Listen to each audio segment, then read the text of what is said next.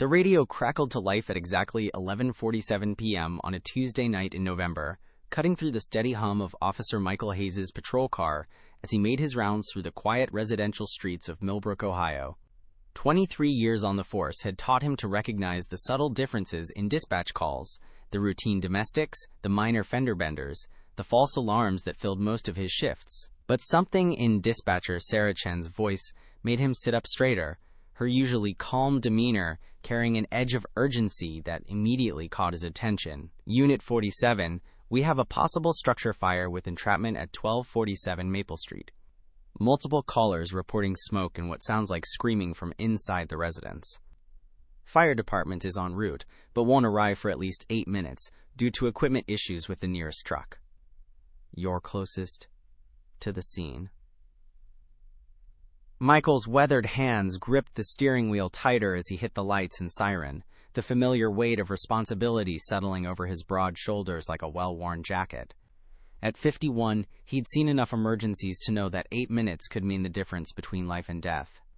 His patrol car surged forward through the empty streets, the blue and red lights painting the modest homes in alternating colors, as he navigated the familiar neighborhood where he'd walked beats for over 2 decades.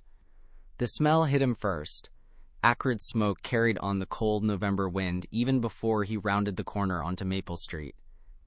Then he saw it, a small single-story house with smoke pouring from the windows and front door, the orange glow of flames visible through the gaps in the curtains. A small crowd of neighbors had gathered on the sidewalk, their faces illuminated by the fire's glow, some still in pajamas and robes, others hastily dressed. Their expressions ranged from horrified fascination to genuine terror, and several were pointing frantically at the house while talking over each other in urgent, overlapping voices. Before we continue, tell us where you're listening from today in the comments below. If you enjoy stories with unexpected twists and moments of justice, please consider subscribing. Michael parked his cruiser at a safe distance and stepped out into the cold night air, immediately assessing the situation with the trained eye of a veteran officer. The fire appeared to be concentrated in the front portion of the house. But smoke was billowing from multiple windows, suggesting it was spreading rapidly through the small structure. Mrs. Patterson from across the street rushed toward him, her gray hair disheveled and her voice shaking with panic. "Officer Hayes, thank God you're here. It's the Morrison house. Jenny and her little boy Tommy are still inside. We've been screaming for them to come out, but we haven't seen them. The front door is blocked by flames, and we can't get around to the back because of the fence." Her words tumbled out in a rush, her hands trembling as she pointed toward the burning structure. Michael's mind immediately went into emergency mode, years of training and experience taking over. He grabbed his radio and called for an ambulance while his eyes scanned the house, looking for alternative entry points. The Morrisons. He knew them well. Jenny was a single mother, 32 years old, working 2 jobs to support her 8-year-old son, Tommy. The boy was in Michael's daughter's class at school, a bright kid with a gap-toothed smile who always waved when he saw the patrol car in the neighborhood. "Where exactly did you last see them?" Michael asked Mrs. Patterson while pulling his flashlight from his belt and checking that his radio was functioning properly. "Jenny's car is in the driveway, so they have to be home.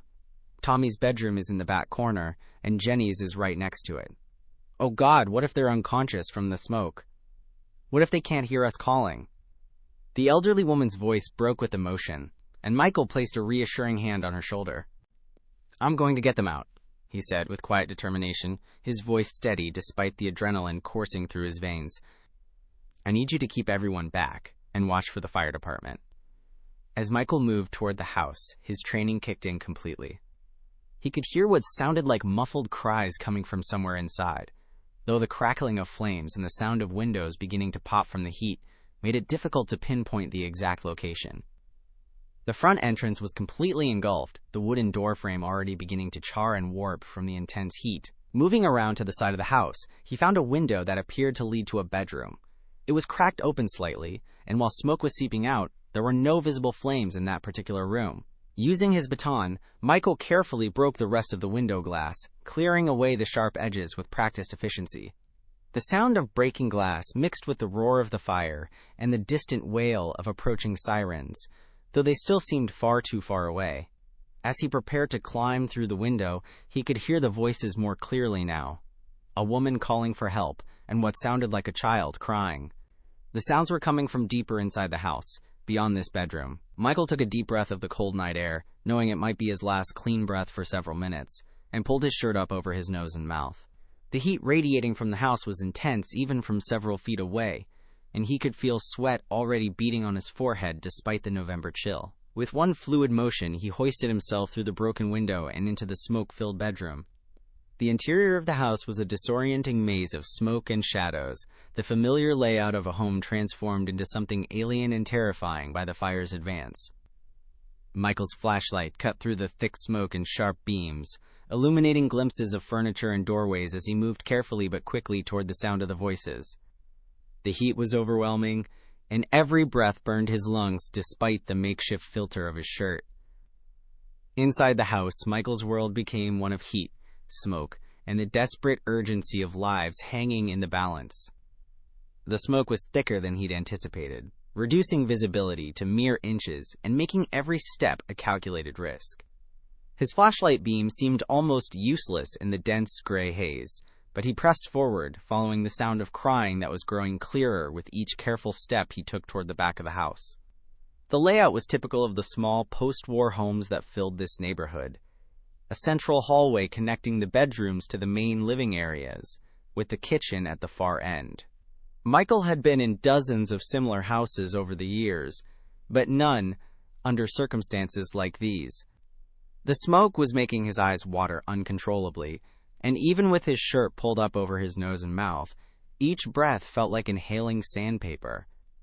The temperature seemed to increase with every step he took deeper into the house. "Jenny! Tommy, can you hear me?" "This is Officer Hayes," he called out, his voice hoarse from the smoke and barely audible over the growing roar of flames that seemed to be consuming the front portion of the house with increasing intensity. The crackling and popping of burning wood was punctuated by the occasional crash of something heavy falling, perhaps part of the ceiling or a piece of furniture succumbing to the fire's destructive force. A faint voice called back from what seemed to be the far end of the hallway. "We're here, in Tommy's room. The door is stuck and there's smoke everywhere." It was Jenny Morrison, her voice strained with terror but strong enough to guide him in the right direction. Michael moved as quickly as he dared, running his hand along the wall to maintain his bearings in the smoke-filled corridor. The heat was becoming almost unbearable, and he could feel the perspiration soaking through his uniform shirt. His radio crackled with updates from dispatch. The fire department was still 6 minutes out, and the ambulance was en route but caught behind the fire trucks. 6 minutes felt like an eternity when measured against the rapid spread of the flames he could hear advancing through the house. When he reached what he believed to be Tommy's bedroom door, Michael found it was indeed stuck, not locked, but warped from the heat and jammed in its frame. Through the door, he could hear both Jenny and Tommy more clearly now. The 8-year-old was crying, but his sobs were punctuated by coughing fits that told Michael the smoke was already affecting the boy's breathing. Jenny was trying to comfort her son while repeatedly calling for help, her voice growing weaker with each plea. "Jenny, it's Officer Hayes. I'm right outside your door." "Stand back as far as you can. I'm going to break it down." Michael positioned himself carefully, knowing he would only get one good chance. If he injured himself trying to break down the door, he wouldn't be able to help anyone. Drawing on strength reserves he didn't know he still possessed, Michael threw his full weight against the door. The door splintered partially, but didn't give way completely. Behind it, he could hear Jenny urging Tommy to move to the far corner of the room. Michael stepped back and tried again, this time aiming for the area near the lock mechanism. The second impact sent the door crashing inward, and immediately he was met with a rush of even thicker smoke that had been trapped in the bedroom. Inside the small room, Michael's flashlight beam revealed Jenny Morrison crouched in the corner, clutching 8-year-old Tommy against her chest. Both were coughing violently, and Tommy's face was streaked with tears and soot. Jenny's eyes were wide with relief when she saw Michael, but he could tell that both mother and son were suffering from smoke inhalation. Tommy appeared to be having particular difficulty breathing, his small chest heaving with each labored breath. "Thank God you're here," Jenny gasped between coughs. I tried to get us out, but the hallway was full of flames, and Tommy was too scared to move. Then the door got stuck, and the smoke kept getting worse. Michael quickly assessed their condition while his mind raced through their options. The hallway he'd just navigated was already compromised, and based on the increasing intensity of the heat and the sound of the fire, their window for escape was closing rapidly. The bedroom window was their best option, but it was several feet off the ground, and both Jenny and Tommy were already weakened by smoke inhalation. "We're going out through the window," Michael told them, his voice authoritative but reassuring. "Jenny, can you walk?" When she nodded weakly, he continued, "I'm going to get Tommy out first, then help you."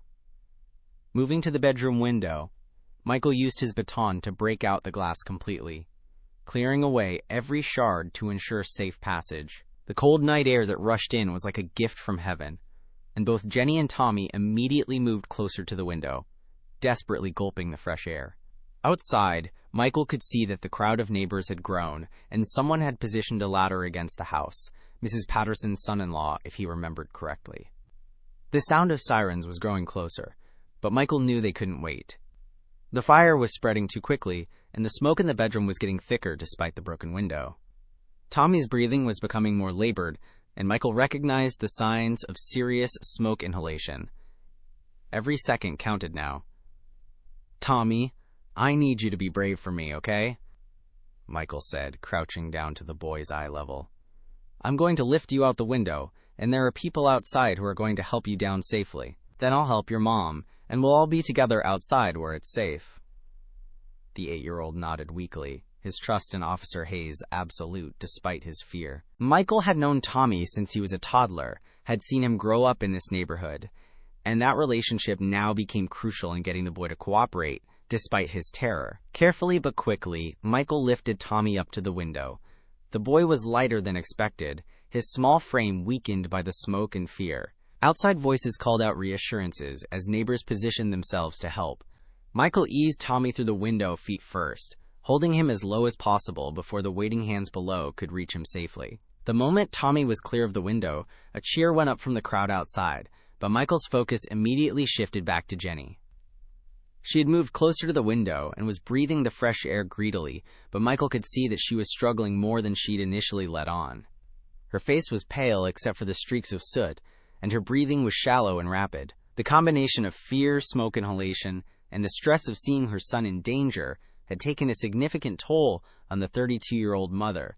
"Your turn," Michael said, reaching out to help steady her. "Same as Tommy. We're going feet first, and there are people ready to help you down." As Jenny moved toward the window, a sudden crash from somewhere else in the house shook the entire structure. The fire had reached something major, perhaps a support beam, or a large section of the roof. Michael felt the floor beneath them tremor slightly, and he knew their time had just run out completely. The crash that shook the house served as a stark reminder that the building was rapidly becoming unstable. Michael could feel the urgency in every fiber of his being as he helped Jenny toward the window, but her movements were becoming increasingly unsteady. The smoke inhalation was affecting her more severely than she'd initially shown, and her legs seemed to be giving out beneath her. "I don't think I can make it," Jenny whispered, her voice barely audible over the growing roar of the flames. "I feel so dizzy, and I can't breathe properly." Michael made a split-second decision that would define not only this rescue but his entire career as a police officer. Instead of trying to maneuver Jenny through the window feet first as planned, he scooped her up in his arms, drawing on reserves of strength he hadn't needed since his days playing football in high school 30 years ago. Jenny was small, probably no more than 110 pounds, but in his smoke-damaged lungs and with the oppressive heat sapping his energy, she felt much heavier. "Hold on to me tight," he instructed her, positioning himself at the window. The voices outside were calling up encouragements and directions, and Michael could see that several neighbors had formed a human chain to help break Jenny's fall. The ladder that had been positioned against the house earlier was still there, though it looked precarious given the increasing intensity of the heat radiating from the building.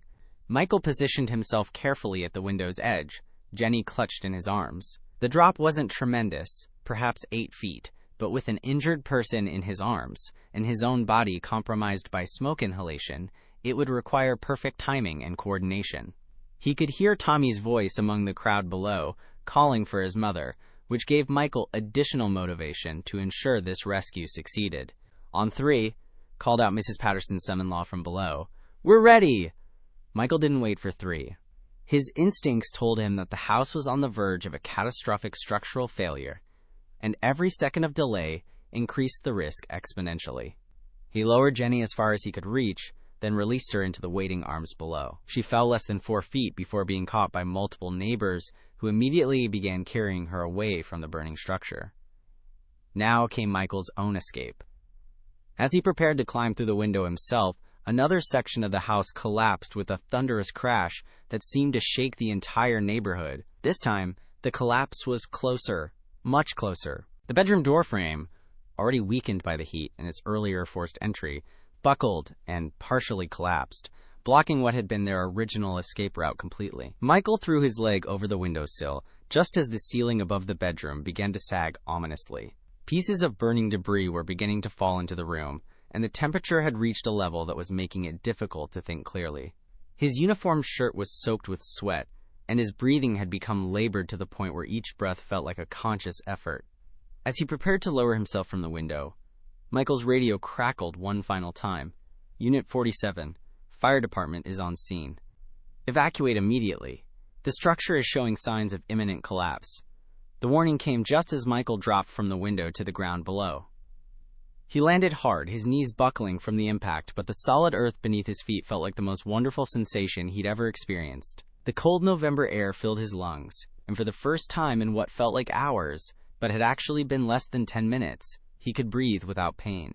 Around him, the scene was one of controlled chaos. Fire trucks had arrived and were already deploying hoses and equipment, their powerful lights illuminating the entire street in harsh white light that made the fire's glow seem almost pale by comparison. Paramedics were attending to Jenny and Tommy, both of whom were receiving oxygen and being prepared for transport to the hospital for evaluation and treatment. Michael staggered toward them, his legs still unsteady from the combination of smoke inhalation and the adrenaline crash that was beginning to set in. Tommy looked up from his oxygen mask and managed a weak wave, his eyes bright despite the ordeal he'd just endured. Jenny reached out and grabbed Michael's hand as he approached, squeezing it with what strength she had left. "Thank you," she whispered, her voice hoarse but filled with profound gratitude. "You saved our lives. I don't know how we can ever repay you."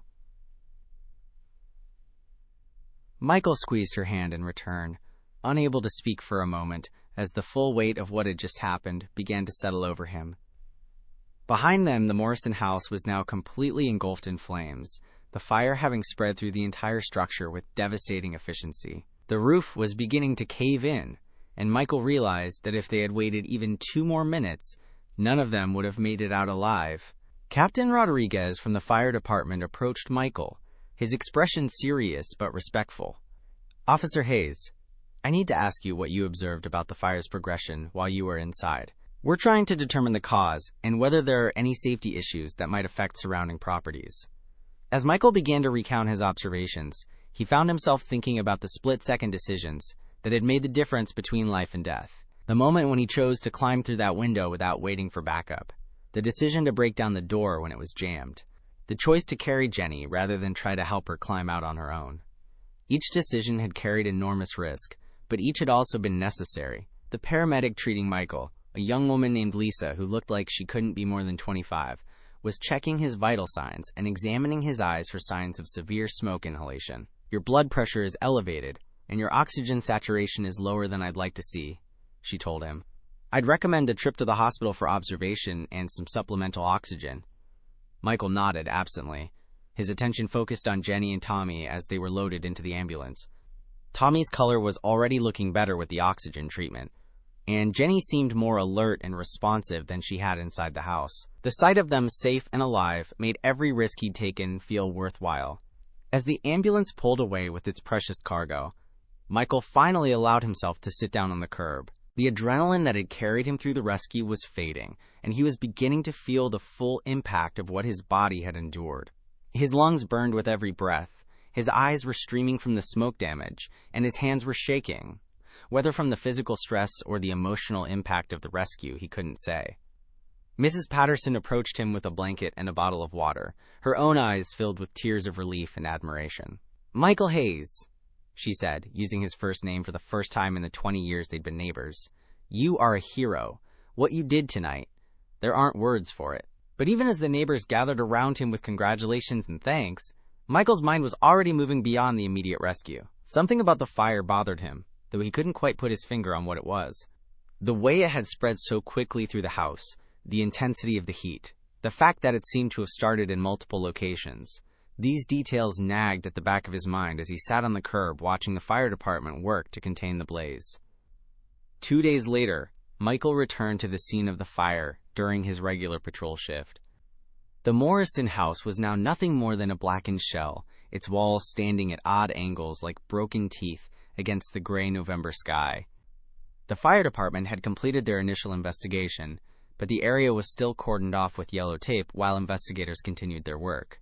Michael parked his patrol car across the street and studied the remains of the house where he'd nearly lost his life, saving Jenny and Tommy Morrison.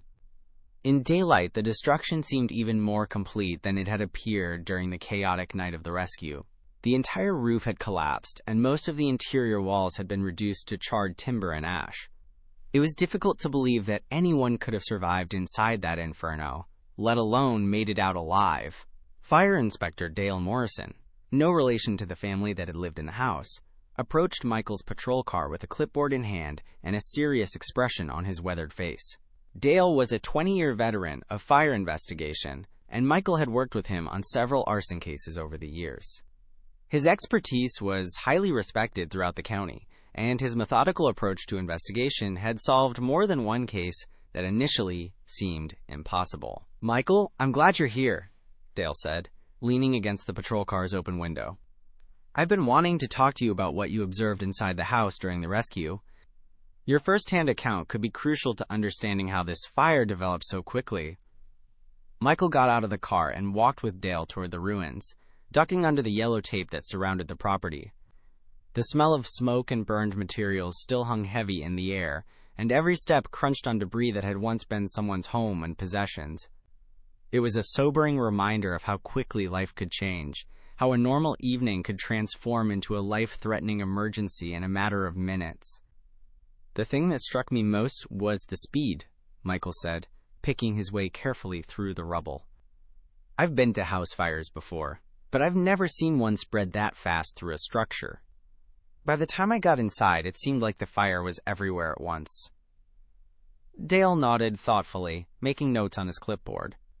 "That's consistent with what we're finding in our investigation. The burn patterns suggest multiple points of origin, which raises some serious questions about how this fire started." They paused at what had once been the front door of the house, now nothing more than twisted metal hinges attached to a charred doorframe. Michael could see where the flames had been most intense.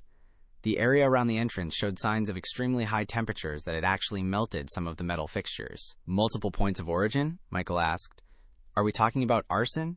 "That's what we're trying to determine," Dale replied. "The preliminary evidence suggests that the fire may have been intentionally set, but we're still gathering data. What I can tell you is that this wasn't a typical house fire caused by faulty wiring or an unattended candle." Michael felt a chill that had nothing to do with the November weather. The idea that someone might have deliberately set a fire in a house where a mother and her 8-year-old son were sleeping was almost too horrific to contemplate. If Dale's preliminary assessment was correct, then what had seemed like a tragic accident was actually an attempted double murder. "Have you been able to determine what accelerant was used?" Michael asked, his police training taking over as he began to think about the case from a criminal investigation standpoint.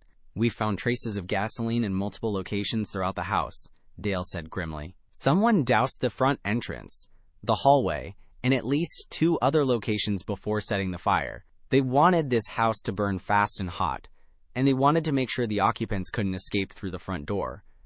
The implications hit Michael like a physical blow. Whoever had set this fire had specifically intended to trap Jenny and Tommy inside, ensuring that they wouldn't survive. If not for the emergency call from neighbors and his own quick response, the arsonist's plan would have succeeded completely. "Do we have any suspects?" Michael asked, though he suspected he knew the answer. "That's where it gets complicated," Dale said, leading Michael toward what had been the back of the house. "Jenny Morrison has been going through a difficult divorce.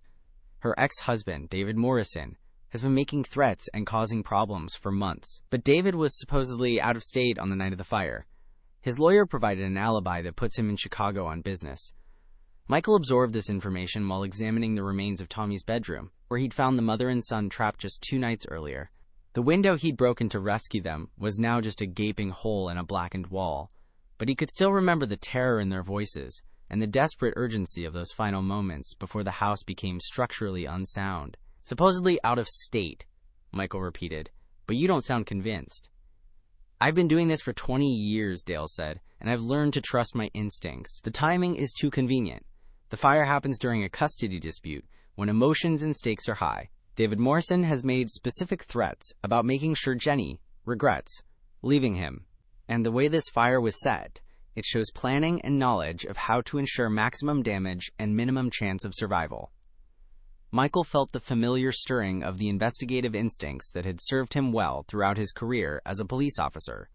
This case was about more than a house fire and a rescue.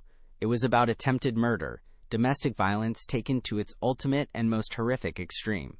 "What's David Morrison's background?" Michael asked. "Any history of violence or fire-related incidents?" "That's what makes this even more interesting," Dale replied, flipping through several pages on his clipboard.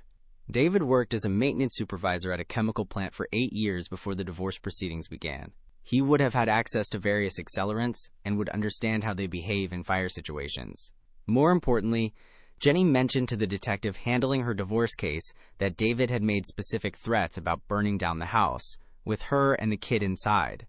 The pieces were starting to come together in Michael's mind, forming a picture that was both clear and deeply disturbing. A bitter divorce, specific threats, specialized knowledge of accelerants, and a convenient alibi that placed the suspect far from the scene. It was a classic domestic violence case, escalated to attempted murder, with the 8-year-old boy as collateral damage in his father's vendetta against his ex-wife. "What's the next step in the investigation?" Michael asked. "We're working with detectives to verify David's alibi more thoroughly," Dale said. "Chicago is only a 4-hour drive from here, so even if he was there on business, he could have driven back, set the fire, and returned without anyone necessarily noticing his absence. We're also looking at his cell phone records, credit card transactions, and any surveillance footage from gas stations or convenience stores along the route between here and Chicago." As they concluded their examination of the fire scene, Michael felt a deep sense of anger building within him. The rescue had been successful. Jenny and Tommy were both recovering well from their smoke inhalation and would suffer no permanent physical damage. But the emotional trauma of knowing that someone had deliberately tried to kill them would take much longer to heal, if it ever fully did. Looking at the destroyed house, Michael realized that his role in this case was far from over. The rescue had been just the beginning. Now came the equally important work of ensuring that whoever was responsible for this attempted murder would be brought to justice. Tommy Morrison deserved to grow up knowing that the person who had tried to kill him and his mother would be held accountable for that crime. As Michael walked back to his patrol car, his radio crackled with a new call, a domestic disturbance on the other side of town. Life as a police officer continued, filled with its routine challenges and occasional emergencies. But the Morrison case would stay with him, driving him to follow up and ensure that the investigation reached the right conclusion. What he didn't know, as he drove away from the blackened ruins, was that the most crucial piece of evidence was about to surface, and it would come from an unexpected source that would change everything about the case. 3 weeks after the fire, Michael was finishing his paperwork at the police station when Detective Sarah Williams approached his desk with a manila folder in her hands and an expression of barely contained excitement on her face. Sarah had been leading the criminal investigation into the Morrison house fire, working closely with Fire Inspector Morrison to build a case against David Morrison for attempted murder and arson. "Michael, you need to see this," Sarah said, settling into the chair beside his desk. "We just got a break in the Morrison case that changes everything." Michael looked up from his incident reports, immediately giving Sarah his full attention. Over the 3 weeks since the fire, he'd been following the investigation closely, checking in regularly for updates, and providing detailed testimony about his observations during the rescue. The case had become personal for him, not just because of the life-threatening rescue he'd performed, but because of the implications of what appeared to be a calculated attempt to murder a mother and child. Sarah opened the folder and pulled out several photographs and documents. David Morrison's alibi just fell apart completely. We found surveillance footage from a gas station 15 miles outside of town that shows him purchasing gasoline in 2 5-gallon containers at 9:30 p.m. on the night of the fire, 3 hours before the emergency call came in. Michael examined the photographs, which showed a clear image of David Morrison at the gas station, his face easily recognizable despite the low quality of the surveillance footage. The timestamp on the images was unmistakable, and the sight of him purchasing large containers of gasoline created a direct link between the suspect and the accelerant used in the arson. But his lawyer provided documentation showing he was in Chicago, Michael said, though he suspected he already knew how that apparent contradiction would be resolved. That's where it gets interesting, Sarah continued, pulling out additional documents. David was supposed to be in Chicago for a business conference, but we checked with the hotel and the conference organizers. He never showed up. He registered for the conference and made a hotel reservation to establish his alibi, but he never actually attended any of the sessions or checked into the hotel room. The picture was becoming clear, and it painted David Morrison as a man who had carefully planned not just an attempted murder, but also the cover story that would supposedly clear him of suspicion. Michael felt a familiar anger building as he contemplated the calculated nature of the crime, the deliberate planning required to create a false alibi while arranging to burn down a house with a woman and child inside. What about his cell phone records? Michael asked, knowing that modern investigations often hinged on the digital trail that suspects left behind. That's where we got our second breakthrough, Sarah said, her excitement evident. David's cell phone was pinging off towers here in town throughout the night of the fire, not in Chicago as his story claimed. More importantly, we found something even better. He made a call to his brother at 11:15 p.m. from a location within 2 miles of the Morrison house. Michael checked his watch instinctively. The fire had been reported at 11:47 p.m., just 32 minutes after David's phone call to his brother. The timing was far too coincidental to be anything other than evidence of David's presence at the scene during the crucial time period when the fire had been set. What did he say to his brother during that call? Michael asked. We're still working on getting a warrant for the brother's phone records, but the brother initially claimed he never spoke to David that night. When confronted with the phone records proving the call took place, he admitted to the conversation but claimed he couldn't remember what they discussed. Sarah's expression showed her frustration with what was obviously an attempt to obstruct the investigation. Michael studied the evidence spread across his desk, feeling a sense of satisfaction that the careful police work was finally paying off. But beneath that satisfaction was a deep anger at the realization of just how close David Morrison had come to succeeding in his murderous plan. If the neighbors hadn't called 911 when they did, if Michael had been on the other side of town when the call came in, if any number of small variables had been different, Jenny and Tommy would have died in that fire. There's one more thing, Sarah said, pulling out a final document from the folder. We found David's credit card records, and he made a purchase at a hardware store 2 days before the fire. The receipt shows he bought rope, zip ties, and duct tape, materials that weren't found in the remains of the house. The implications of this evidence were chilling. David hadn't just planned to burn down the house with his ex-wife and son inside. He had planned to ensure they couldn't escape by restraining them first. It was a level of premeditation and cruelty that spoke to a deep-seated hatred that had escalated far beyond the typical anger of a difficult divorce. Are we ready to make an arrest? Michael asked, though he suspected he knew the answer. That's why I'm here, Sarah replied, gathering up the evidence and returning it to the folder. We have a warrant, and we're planning to take him into custody this afternoon. Given your personal involvement in the rescue and your knowledge of the case, I thought you might want to be part of the arrest team. Michael didn't hesitate. Absolutely. Where are we going to find him? He's been staying at his brother's house since the fire, apparently believing that his alibi was solid and that he was above suspicion.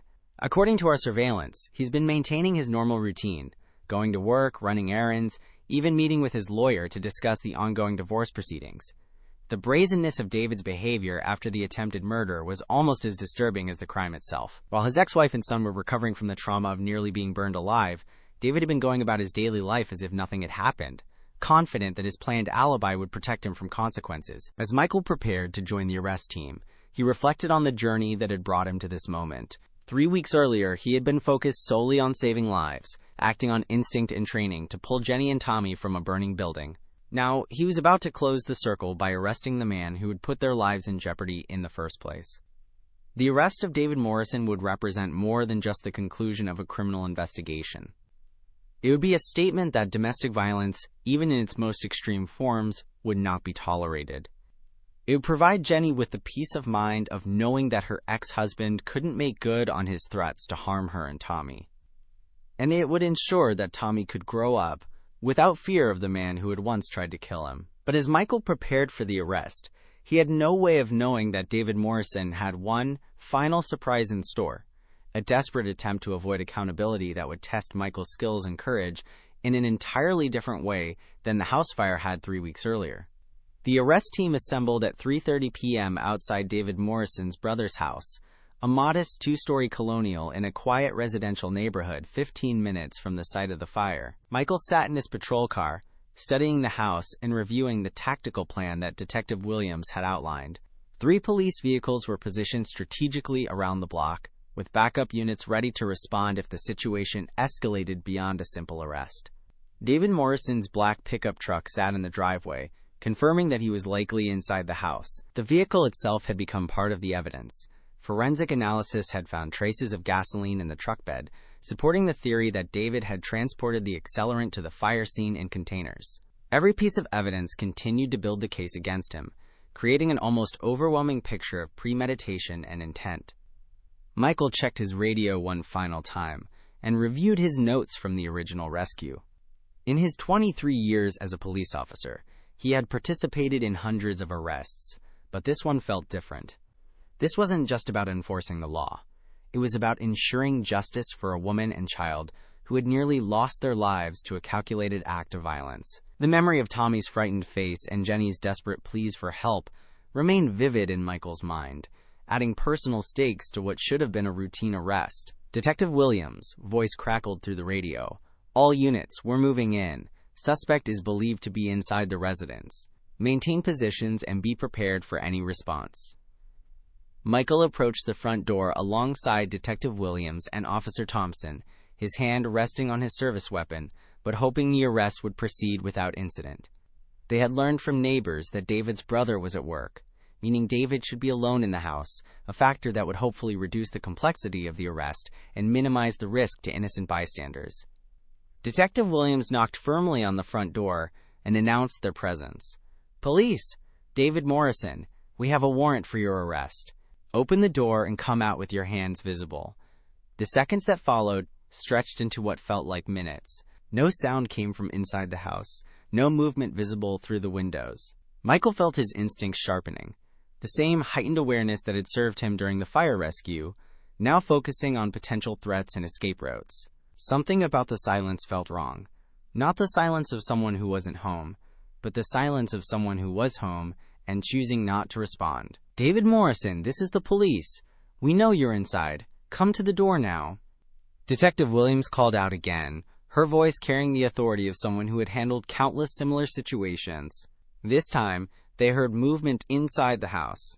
Footsteps, but moving away from the front door rather than toward it. Michael's radio crackled with a report from the officer positioned at the back of the house. "I've got movement at the rear window. Subject appears to be looking for an escape route." The tactical situation was shifting rapidly. What should have been a straightforward arrest was becoming a potential chase or standoff.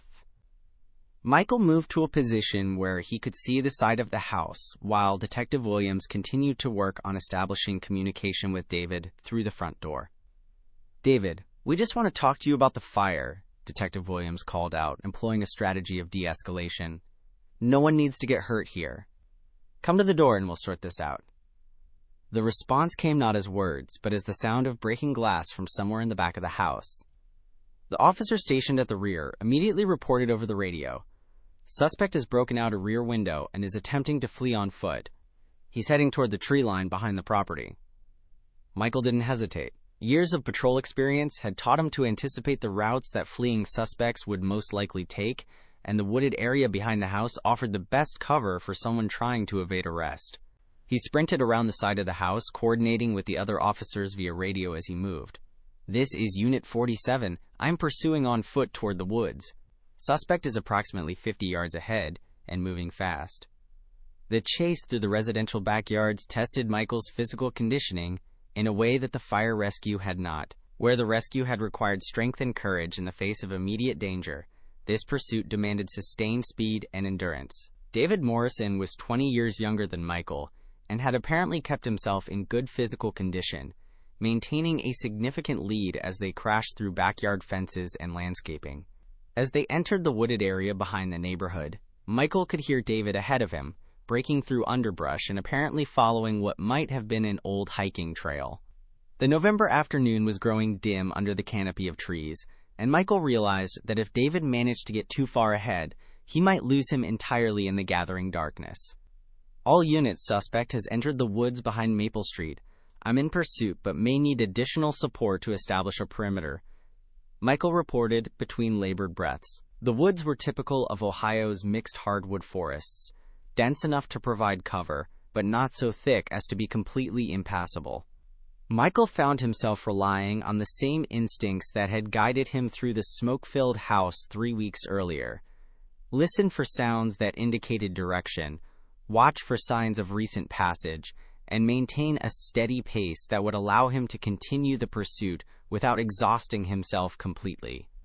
After approximately 10 minutes of pursuit, Michael heard a change in the sounds ahead of him. David had stopped running and seemed to be moving more cautiously, perhaps trying to find a place to hide or wait out the search.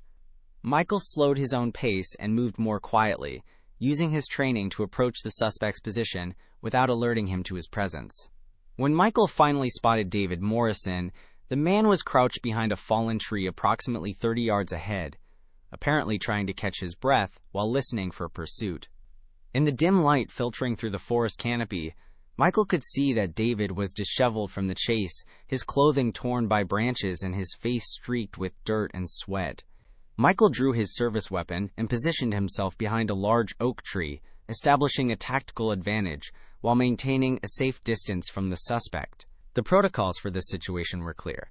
Establish verbal contact, order the suspect to surrender, and be prepared for any response, including violence. David Morrison, this is Officer Hayes. You're surrounded and there's nowhere to run. Put your hands where I can see them and lie face down on the ground. David's response revealed the desperation and anger that had been building since his plan to murder his ex-wife and son had failed. Instead of surrendering, he shouted back through the trees, "You don't understand. She was going to take my son away from me. She was going to destroy my life." The words confirmed what Michael had suspected throughout the investigation. This case was about much more than a failed marriage. It was about a man who believed that his control over his family was more important than their lives, who had chosen murder as a solution to his personal problems. "David, it's over," Michael called back, his voice steady despite the adrenaline coursing through his system. "The evidence is overwhelming. We have surveillance footage, phone records, and physical evidence that proves you set that fire. The only choice you have now is whether you surrender peacefully or make this situation worse for yourself." The silence that followed was broken by the sound of backup units arriving at the edge of the woods. David would have heard the sirens and radio chatter, realizing that his options for escape were rapidly disappearing. Michael could sense the cornered desperation that made suspects most dangerous, the moment when they realized that their situation was hopeless and might choose violence as a final act of defiance. What happened next would test not only Michael's tactical skills, but also his ability to prevent a desperate man from making one final, tragic decision that could cost multiple lives. The standoff in the woods stretched into its second hour as darkness began to settle over the forest. Michael maintained his position behind the oak tree, his weapon drawn, but hoping against hope that the situation could be resolved without violence. Through his radio, he could hear the command post coordinating additional resources. A police negotiator was en route, and K-9 units were being positioned around the perimeter to prevent David from slipping away in the darkness. David Morrison had moved from his original position behind the fallen tree to a more defensible location among a cluster of large boulders approximately 50 yards from Michael's position. The suspect was no longer visible, but Michael could occasionally hear movement and what sounded like someone talking to himself, possibly signs that the stress of the situation was affecting David's mental state. Detective Williams' voice came through Michael's radio earpiece. "Michael, the negotiator is here, but he wants to know if you can maintain visual contact with the suspect while he works." "Negative on visual contact," Michael replied quietly. "Suspect is in cover behind the rock formation. I can hear him moving around, but I can't see him clearly enough to assess his actions or condition. The situation was complicated by the approaching darkness, and the fact that David Morrison was apparently unarmed. At least, no weapon had been observed during the initial chase through the neighborhoods. However, the woods contained plenty of potential weapons in the form of rocks and fallen branches, and a desperate man could be dangerous even without a conventional weapon. The police negotiator, a specialist named Dr. Patricia Reeves, established communication with David through a bullhorn from the edge of the woods. Her voice carried clearly through the forest as she employed techniques designed to de-escalate the situation and encourage David to surrender peacefully. David, this is Dr. Reeves with the police department. I'd like to talk to you about how we can resolve this situation safely. I know you're upset about your family situation, and I'd like to understand your perspective. David's response was immediate and filled with anger. My perspective?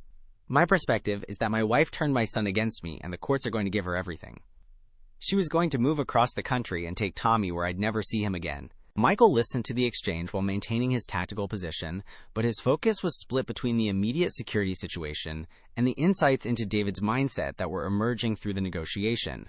The words revealed a man who saw himself as the victim rather than the perpetrator, someone who had rationalized attempted murder as a justified response to losing a custody battle. Dr. Reeves continued her careful approach. That sounds incredibly frustrating, David. Feeling like you might lose contact with your son must be terrifying for any father. But there are legal ways to address custody concerns, ways that don't put anyone in danger. Legal ways? David's voice rose to a shout that echoed through the forest. The legal system is rigged against fathers. Jenny had lawyers and family court counselors all telling lies about me, making me look like the bad guy when all I wanted was time with my own son. Michael felt a chill as he listened to David's words. The classic pattern of domestic violence was revealing itself, the abuser who saw himself as the victim, who blamed everyone except himself for the consequences of his own choices. It was a mindset that could justify almost any level of violence as long as it served the abuser's sense of entitlement and control. The negotiation continued for another 30 minutes, with Dr. Reeves patiently working to establish rapport and encourage David to consider surrender. But Michael could sense that the situation was reaching a critical point. David's responses were becoming more erratic, and there were longer periods of silence that suggested he might be planning something desperate. Michael's instincts proved correct. At 7:45 p.m., as full darkness settled over the woods, David Morrison made his final, desperate move. Instead of continuing to hide behind the rocks, he suddenly emerged and began running directly toward Michael's position, shouting at the top of his lungs. "You ruined everything! If I can't have my family, then nobody gets to be happy." The charge was sudden and unexpected, giving Michael only seconds to react. His training took over as he assessed the threat and made a split-second decision about the appropriate response. David was unarmed but moving fast, and with obvious violent intent, his words suggesting that he intended to attack Michael, regardless of the consequences to himself. "Stop right there! Get on the ground now!" Michael shouted, his weapon trained on the approaching figure. David showed no signs of stopping or complying with the commands. In the darkness, Michael could see that the man's face was contorted with rage and desperation, his arms pumping as he closed the distance between them with shocking speed. This was no longer a man capable of rational thought. This was someone who had decided that if he couldn't control the outcome of his situation, he would at least inflict damage on those he blamed for his predicament. Michael had perhaps 3 seconds to make a decision that would determine not only his own safety, but also how this entire case would conclude. His training and experience told him that David Morrison represented a clear and immediate threat, but the knowledge that this man was Tommy's father added an additional layer of complexity to an already difficult situation. In those final seconds before David reached his position, Michael made a choice that drew on everything he had learned about courage, judgment, and the responsibility that came with wearing a police officer's badge. The decision would define not only how this confrontation ended, but also how an 8-year-old boy would remember the night when everything in his life changed forever. The outcome of this final confrontation would determine whether justice was served, whether the cycle of violence that had begun with threats and escalated to attempted murder would finally be broken, and whether a family that had already endured so much trauma would be able to begin the long process of healing and recovery. Michael made his decision in the final second before David Morrison reached his position. Instead of using lethal force, He holstered his weapon and braced himself for the impact, choosing to use his physical training and experience to subdue the suspect without causing permanent harm. The collision was violent. David's momentum carried both men to the ground in a tangle of arms and legs, but Michael's preparation allowed him to control the fall and immediately establish a dominant position. The struggle that followed was brief but intense. David fought with the desperation of a man who had lost everything and had nothing left to lose. But Michael's training and superior position allowed him to apply a restraint hold that gradually sapped David's strength without causing serious injury. Within 2 minutes, backup officers reached their position and assisted in securing David with handcuffs and leg restraints. As David Morrison was finally taken into custody, his words revealed the depth of his delusion and self-pity. "You don't understand what you've done," he gasped between labored breaths. "Tommy is going to grow up thinking his father is a monster because of you people." Michael looked down at the man who had tried to murder a woman and child, feeling a mixture of anger and profound sadness. "Tommy is going to grow up alive because we stopped you," he replied quietly. "That's what matters." The arrest marked the beginning of a legal process that would unfold over the following months. David Morrison was charged with 2 counts of attempted murder, arson, and a variety of related felonies. The evidence against him was overwhelming. The surveillance footage, phone records, gasoline residue, and his own behavior during the arrest painted a clear picture of premeditation and intent. The trial began 6 months later, in May of the following year. Michael testified about both the rescue and the arrest, providing detailed accounts that helped the jury understand not only what David Morrison had done, but also how close he had come to succeeding in his murderous plan. Jenny Morrison also testified, describing the threats her ex-husband had made and the fear that had dominated her life during the months leading up to the fire. The most powerful testimony, however, came from an unexpected source. Tommy Morrison, now 9 years old and more mature than any child should have to be, took the stand to describe what he remembered about the night of the fire. His simple, honest account of being trapped in his bedroom with his mother, of hearing Officer Hayes breaking down the door, and of being carried to safety through the window, brought several jurors to tears and removed any doubt about the impact of David Morrison's crimes. The jury deliberated for less than 3 hours before returning guilty verdicts on all charges. David Morrison was sentenced to 35 years in prison without the possibility of parole, ensuring that he would never again be in a position to threaten Jenny and Tommy or any other family. In the months following the trial, Michael continued to check on Jenny and Tommy's recovery. The physical effects of the smoke inhalation had long since healed, but the emotional trauma required ongoing counseling and support. Jenny had moved to a new house in a different part of town, started a new job, and begun the slow process of rebuilding a life free from fear and violence. Tommy had returned to school and was excelling in his studies, but he still occasionally had nightmares about the fire. His therapist said this was normal and expected, and that with time and continued support, the nightmares would likely fade. What wouldn't fade, according to his therapist, was the positive impact of having a hero like Officer Hayes in his life, someone who had risked everything to save him and his mother. 1 year after the fire, Michael received an invitation to Tommy's 10th birthday party. The event was held in the backyard of Jenny's new house, a modest but comfortable home where she and Tommy were building new memories to replace the traumatic ones. The party was attended by Tommy's classmates, his new neighbors, and several of the police officers and firefighters who had responded to the emergency call that November night. As Michael watched Tommy playing with his friends, laughing and running around the yard without fear, he reflected on the journey that had brought them all to this point. The rescue itself had lasted less than 15 minutes, but its impact had shaped multiple lives in profound ways. Jenny had found the strength to completely rebuild her existence, creating a safe and stable environment for her son. Tommy was learning that not all men were like his father, that there were people in the world who could be trusted to protect rather than harm. For Michael, the case had reinforced his understanding of why he had chosen to become a police officer in the first place. It wasn't just about enforcing laws or responding to emergencies. It was about standing between innocent people and those who would do them harm. It was about making split-second decisions that could mean the difference between life and death, between justice and injustice. The Morrison case had also taught him about the connection between domestic violence and other serious crimes. David Morrison's attempt to murder his ex-wife and son hadn't happened in isolation. It had been the culmination of months of escalating threats and controlling behavior. The fire had been prevented from claiming lives, but how many other women and children were living in fear of similar violence? How many cases never reached the attention of law enforcement until it was too late? These questions motivated Michael to become more involved in domestic violence prevention and education. He began speaking at community meetings and schools, sharing the Morrison case as an example of how domestic abuse could escalate to attempted murder if not addressed early and effectively.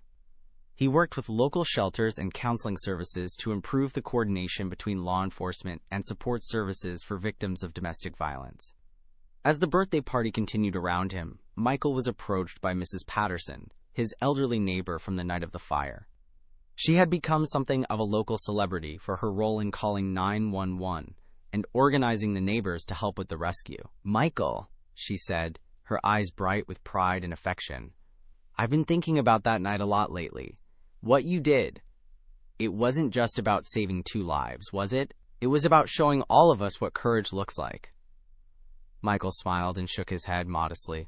"I just did what any officer would have done in the same situation." Mrs. Patterson laughed and patted his arm. "That's exactly what makes you a hero, Michael Hayes. You think what you did was ordinary, when the rest of us know it was extraordinary."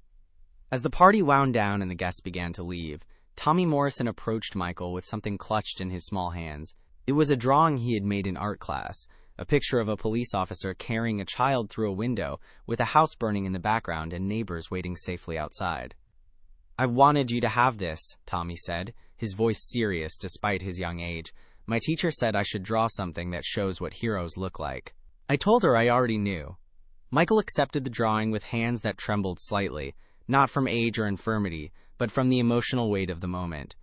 In the simple crayon artwork, he could see not just a child's representation of a dramatic rescue, but a symbol of hope triumphing over violence, of protection conquering fear, of the possibility that even in the darkest moments, there were people willing to risk everything for the safety of others. "Thank you, Tommy," Michael said quietly. "This means more to me than you'll ever know."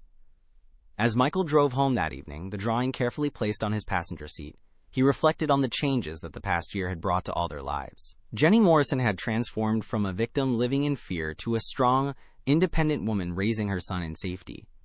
Tommy had grown from a frightened 8-year-old into a confident boy who understood that there were adults in the world who could be trusted to protect him.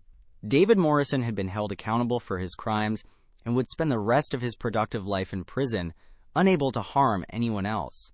And Michael himself had been reminded of the fundamental purpose that had guided his career for more than 2 decades: to serve and protect, to stand between the innocent and those who would harm them, and to ensure that justice prevailed even in the face of seemingly insurmountable evil. The radio in his patrol car crackled with a new call, a minor traffic accident on the other side of town. Michael responded with his usual professionalism, but part of his mind remained focused on the drawing beside him and the boy who had created it. Tommy Morrison would grow up knowing that when evil had threatened to destroy his family, good people had stood in its way and prevailed.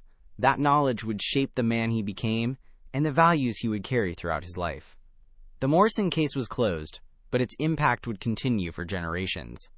In a world that often seemed dominated by violence and hatred, it stood as a reminder that courage, compassion, and justice could still triumph over the darkest impulses of human nature.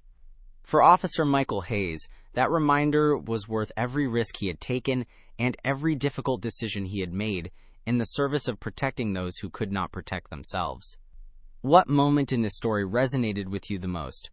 Share your thoughts in the comments below, and if you enjoyed this narrative, please subscribe to my channel. Your support means the world to me and helps keep these stories coming.